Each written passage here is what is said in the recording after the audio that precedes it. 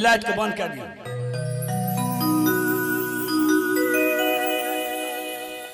Hello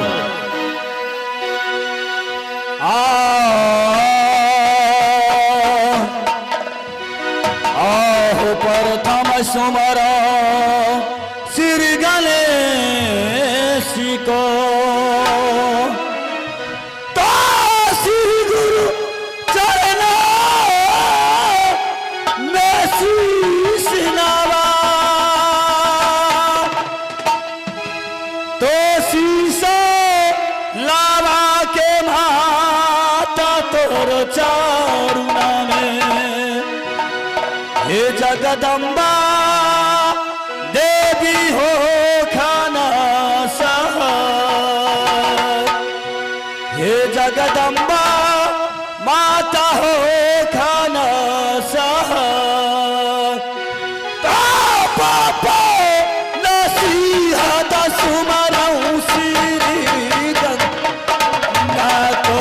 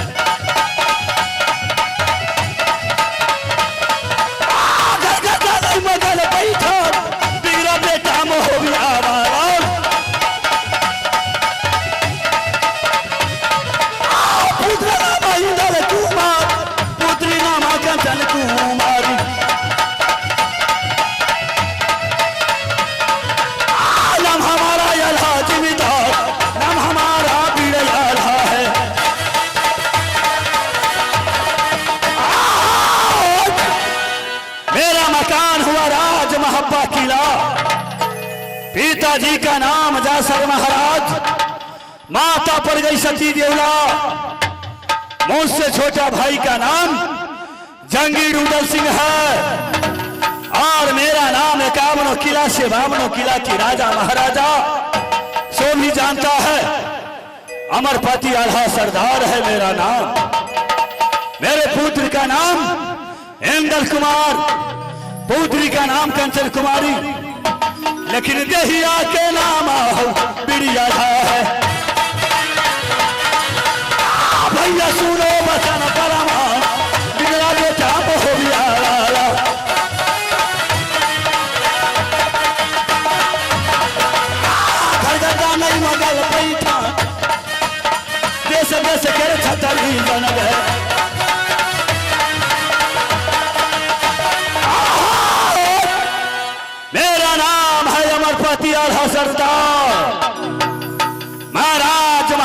किला का वासी हूं भैया।